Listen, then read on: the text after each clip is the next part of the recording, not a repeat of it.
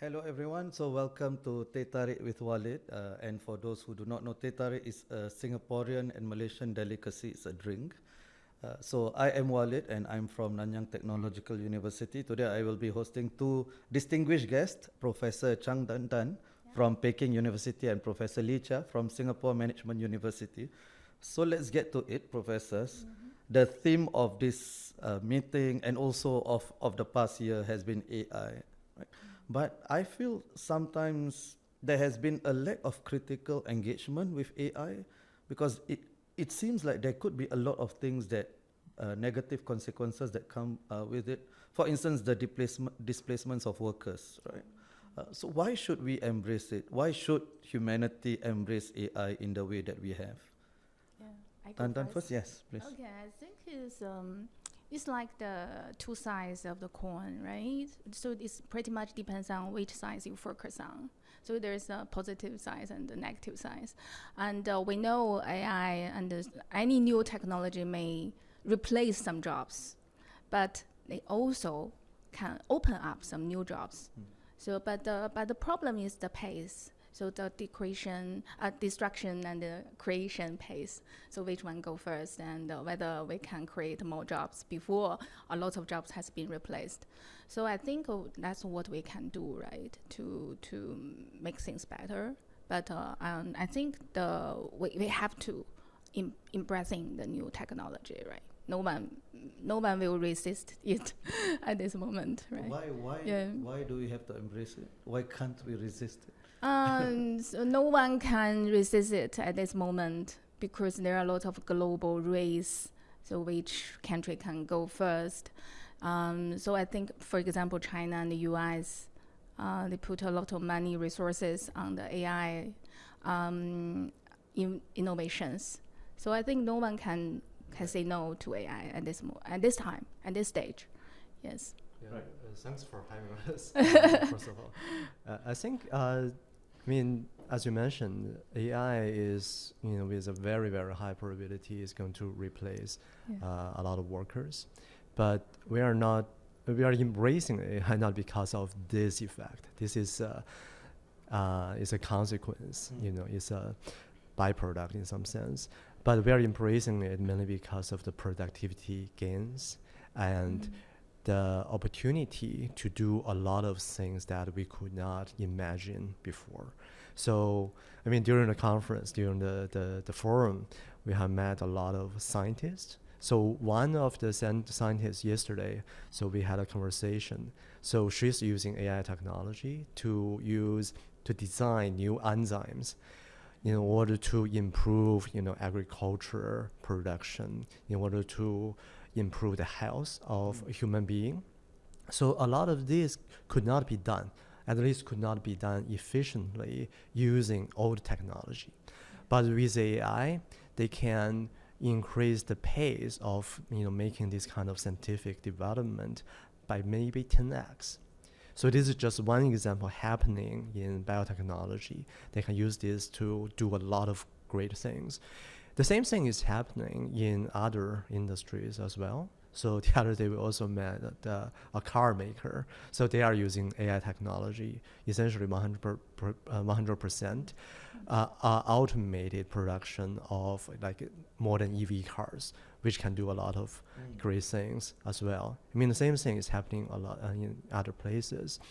I think the huge productivity gain is the reason why all the countries, especially the major countries who have the AI R&D capacity, are putting a lot of resource and even almost in an arm race in some sense in this competition to develop the best AI technology. And a lot of other firms can then adopt this kind of technology to do, to reinvent their business. And hope, as Dandan was mentioning, is that through the second process, so the initial process, we may see the old jobs are replaced by AI. But once we start to think about how to reinvent all this production and R&D process, maybe new jobs, a lot of new jobs can come out as a result. But that may take a longer time because we need to figure out how exactly to do this. Right, Yeah. exactly. And you know what John Keynes said about the long run, right? We are all dead in the long run. In long run, we will all benefit from this. Yeah, I AI think so. So technology, definitely, I think there will be some. Okay, I can see some productivity gains, especially in some industries. We've already seen that in healthcare. I Yeah. think AI has been magnificent. You mentioned in a lot of things, but there's also some potential drawbacks, more than just the displacement of workers.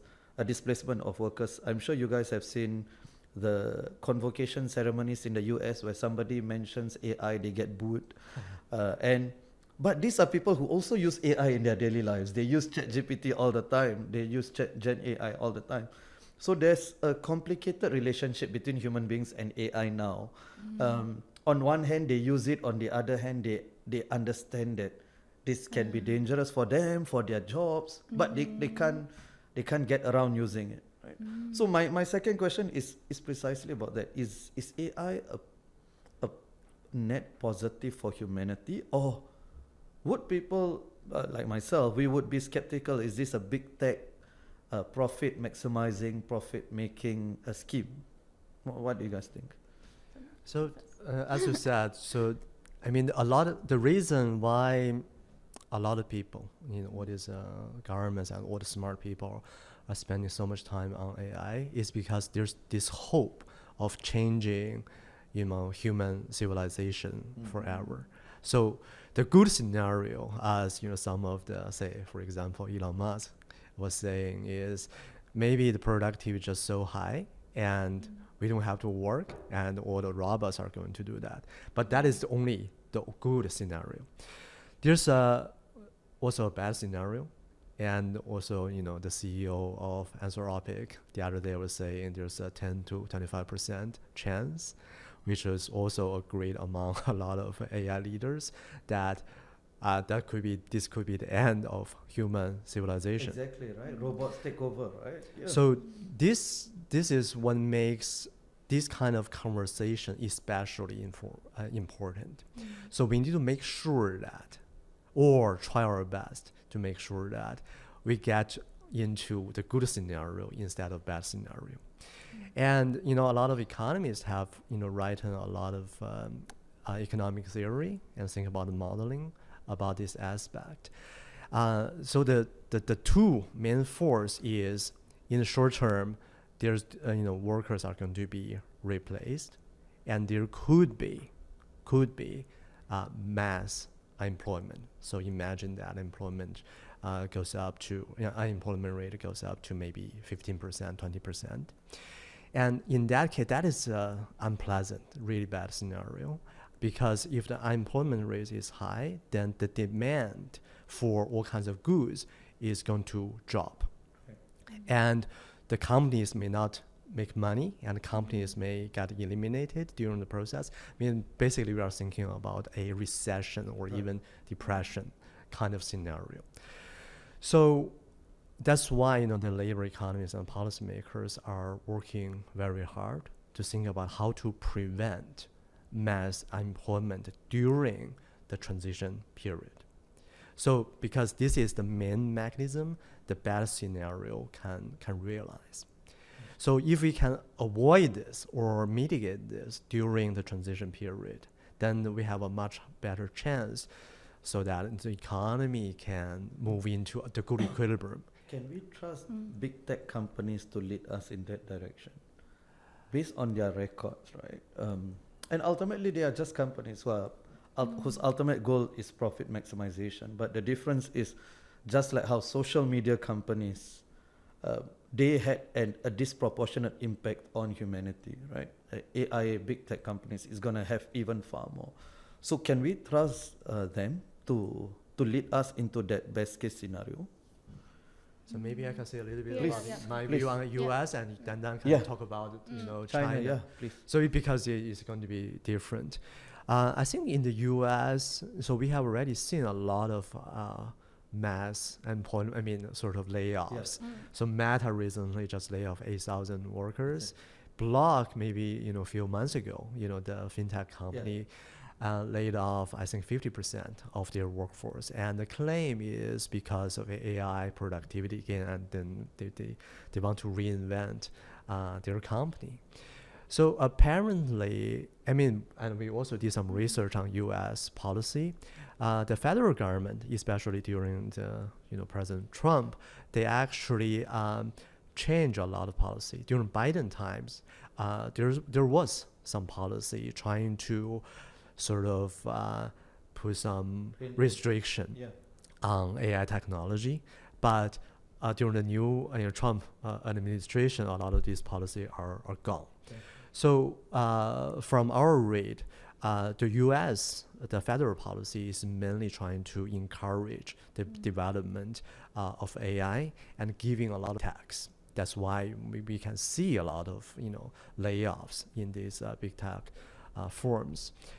But at the same time, the state government, especially California and states like this, which are more on the liberal side, they are thinking more about how to protect workers. So more restrictions are coming out from these kind of states. I think this is U.S. policy. Overall, I think they are trying to be more conservative in the sense of putting less restriction on the AI development. My personal view is that we actually have a lot of space for policy intervention. Right. This could be one of the places, as economists, when we teach our students, we tend to mention that, market tend to work. So in most of the cases, we trust the market. Let the market decide how to allocate the resources. If we put too much, policy restrictions, the politician may not know that well, right. And the policy tend to have negative effects. Right. But there's an exception. That is, if there's externality in the technology or in some economic, development, technology development, there is a space to introduce policy to sort of fix that externality. In this case, the externality is what economists call the aggregate demand externality. That is, when a particular firm lay off a worker, they are not taking into account the fact that the unemployed worker may lead to less demand to the whole economy. So if everybody is doing this, right. Then there can, so if it's just one or two workers, it doesn't matter for the whole economy. Yeah. But if everybody is doing the same thing, right. Then there's will be an effect on aggregate demand, and every firm is going to suffer from this. But I think Dandan is she's an expert on the Chinese policy. But China, how is it like? Because I completely agree with you. There's space for this policy intervention, right? And right now, I think we are not there yet because we haven't really critically discussed the negative externalities to the extent that it's probably going to happen. So how is it like in China? Is it the same? Yes, so I think we heard a lot of news about U.S. Big tech companies laid off a lot of workers, but we still say that the unemployment rate for the whole nation doesn't change; just keep the constant for very low at a very low level.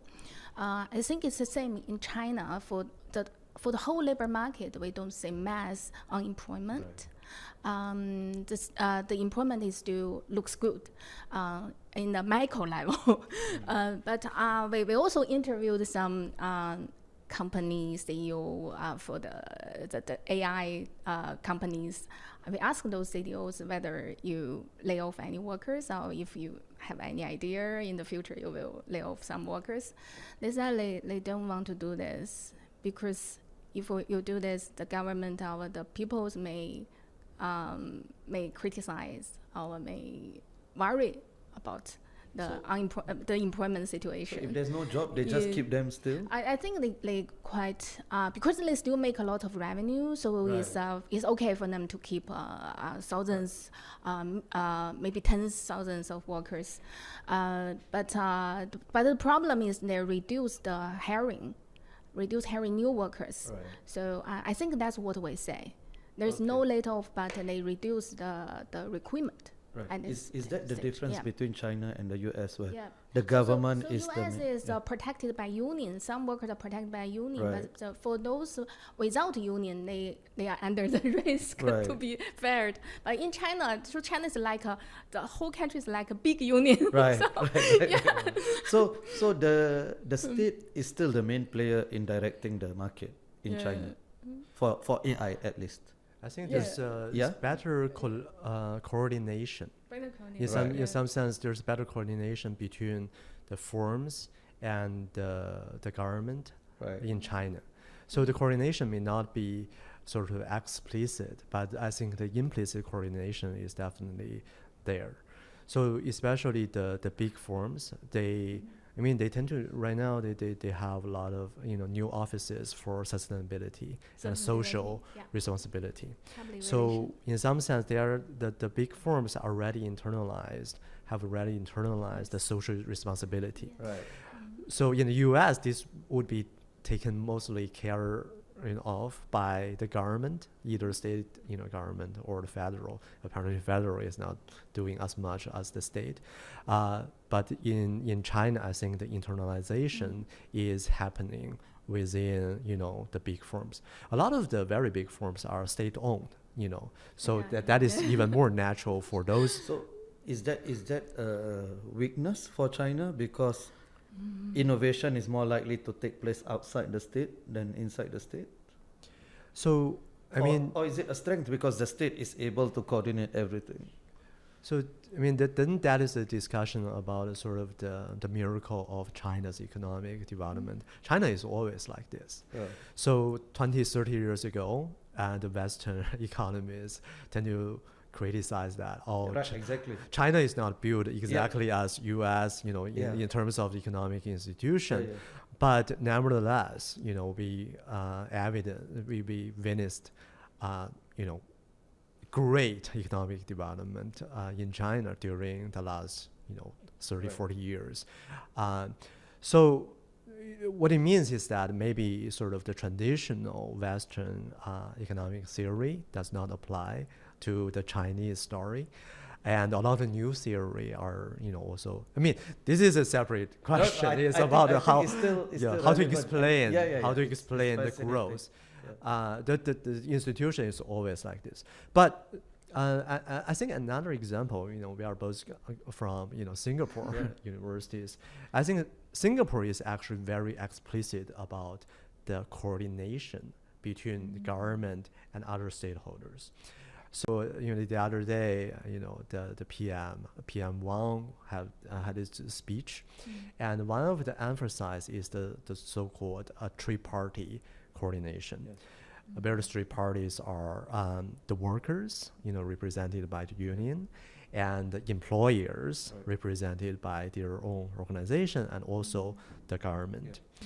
And so with this kind of collaboration, so you can internalize a lot of the bargaining between the workers and the employers, facilitated by the government, so that so once a new technology come in, the firms are not going to have a knee-jerk reaction immediately, trying to maximize their profit.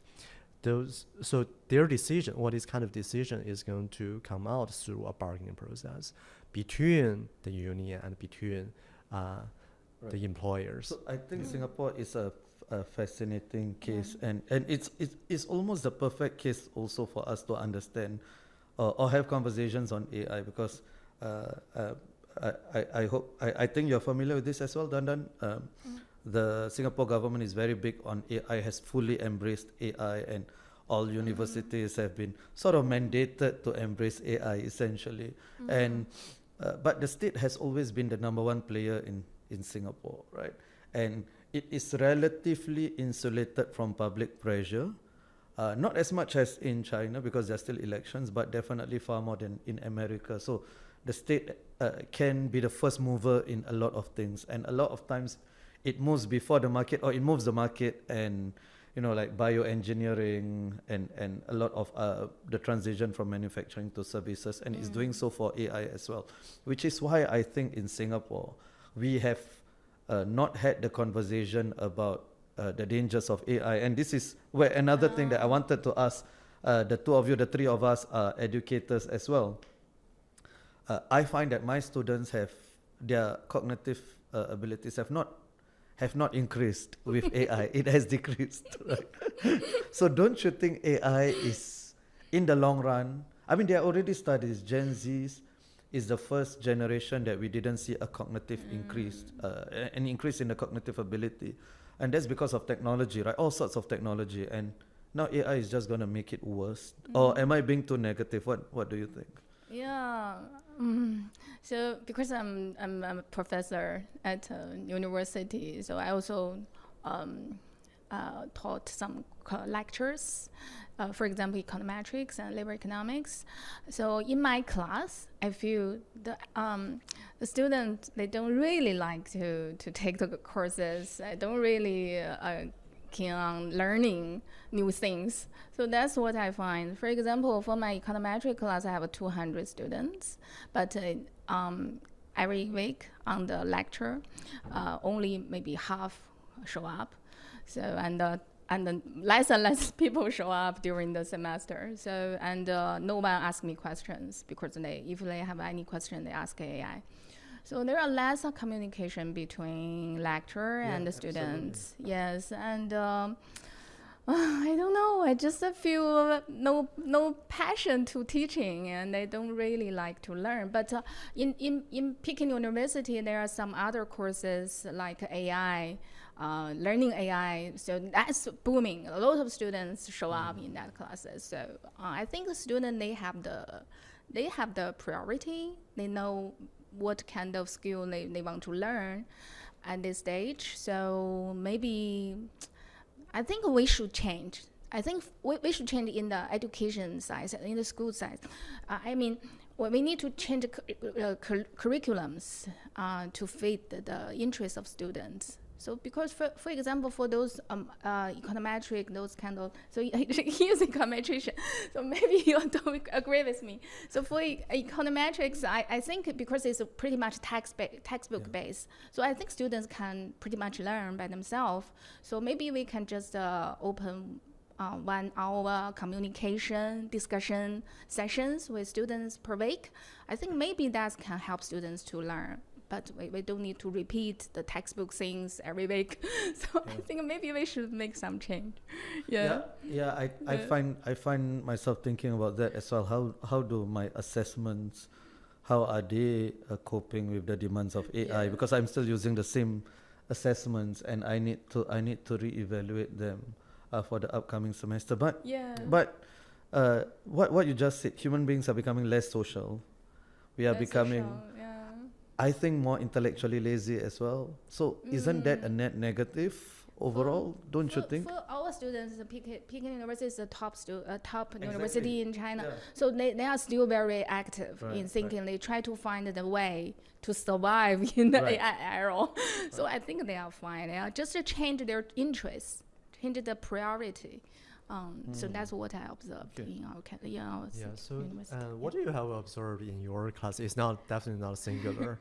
So there's a recent research, and people are researchers are doing experiment.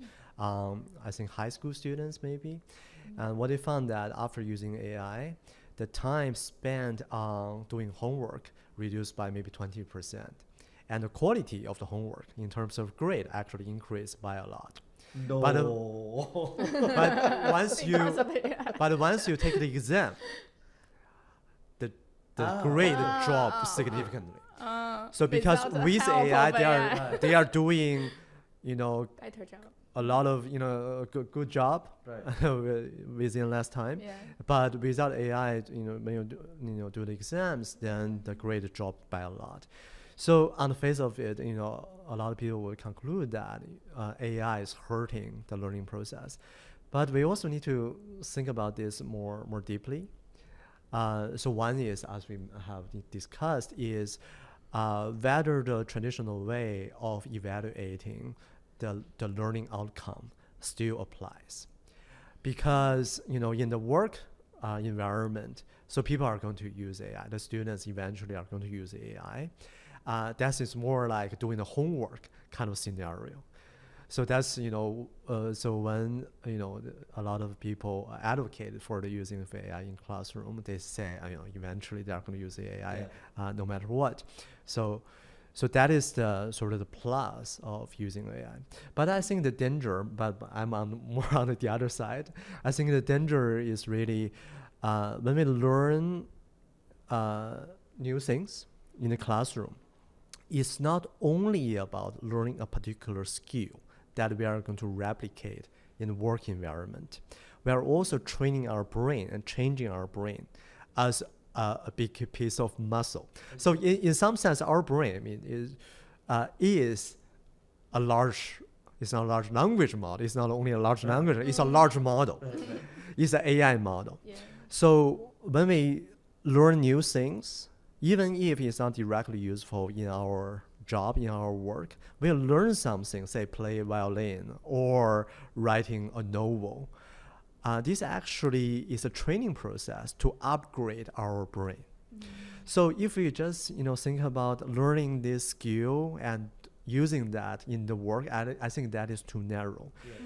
But measuring how the learning of different kinds of things in the classroom, in the university, change our brain is very difficult. So I think it's exactly this kind of difficulty making us, make it difficult to sort of pinpoint what is the effect of learning different things in the hard way. Yeah. So, but my belief is still that by learning, things in the traditional way, we can train and upgrade our own model. That is our brain. And that is going to have a lot of effect. We may not be able to imagine and measure, but it's there. Yeah, that's my biggest worry, to be honest, about AI more than the displacement of workers. I think we are going to see a decrease in cognitive abilities, social relationships as well. People use their ChatGPT as a therapist, which is a joke. But also the ability to think. And this university is embracing AI for precisely the same reason, right? They say that the students are going to use it eventually. But I don't give a primary one student a calculator. I give a secondary one student, make them develop their abilities to count first, right? Yeah. But they cannot write anything. They do not know how to write, and we are exposing them. Oh, use Gen AI to write the essay. The essay is not going to be good. But is it possible to pull the brakes on that? Is it possible? Has that ship sailed already? Because everybody is just AI is good, AI is good. Do more AI, it's inevitable. Even if it's not good, it's inevitable. So there's no way for us to say, okay, what can we do also? Can we say we go back to pen and paper exams? Can we say no laptops in classes? What can we do? So has that ship sailed already, you think? So has learning that part, that conversation that has left the building already? I think this is a very open conversation. So within my own university, we are discussing how can we reform the curriculum and programs in the face of AI. So we have some ideas how to do that. But I think the key thing to note is we should not have a knee-jerk reaction to this AI impact. It's not like, oh, we are going to use AI, everybody's going to use AI, so we have to inject AI in every single course. I think that is definitely the wrong move because of it can short circuit the training of the brain in the traditional way. 100%. I think that is still very important. So, for the same reason, all of us exercise in the gym or take physical education as a high school or primary school students to build improve our physical strength. It's very important to take courses like math to improve our mental strength as well.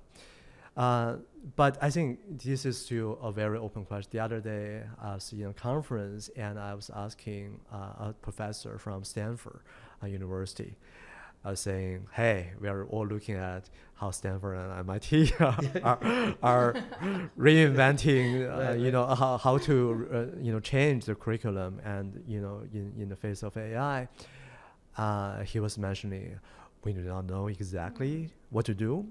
Right now, all the different professors are experimenting on their own, and there's no clear like uniform policy. And I think the different professors are trying to figure this out, and maybe at a later stage, we can share, among all the professors all over the world about what is the best practice and how to think about, pedagogy in the new world.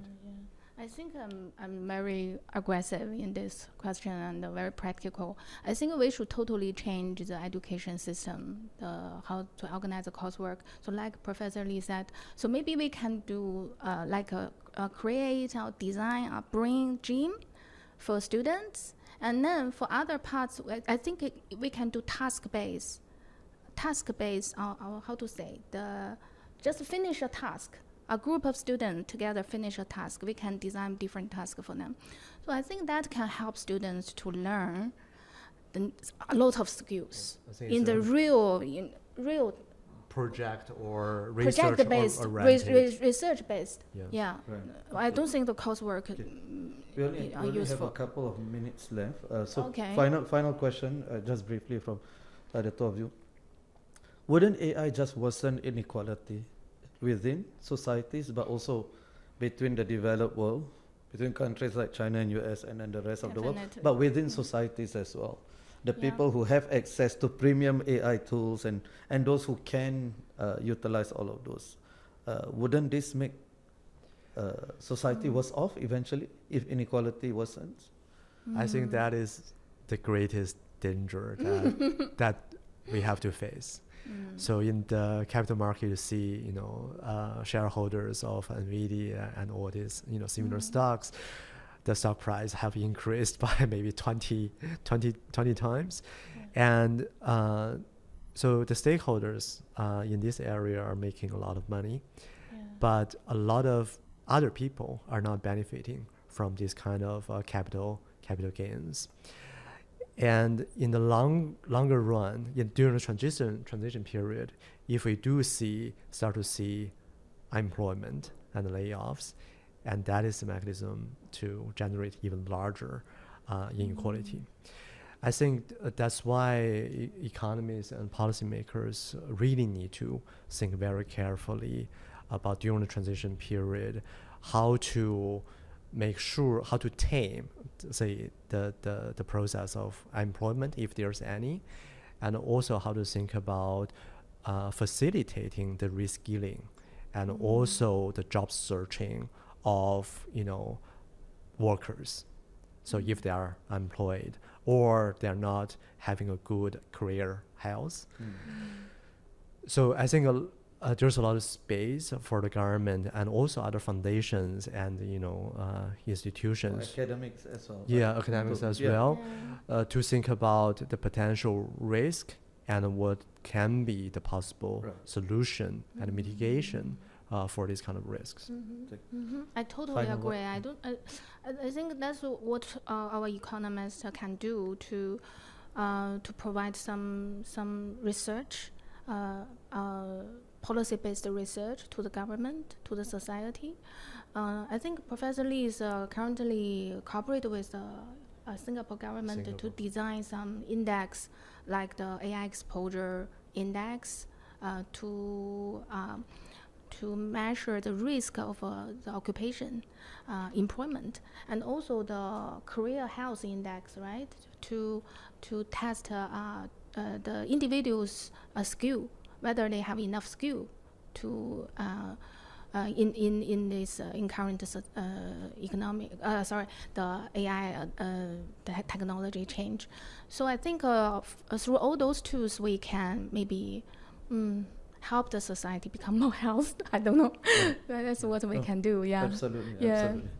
Thank you so much. I don't know whether Thank that you, conversation left me more optimistic or pessimistic about AI, but it made me more informed for sure. So thank you so much. Yeah, thank you. Thank you. Thank you for having us. Okay. Finish. Yeah.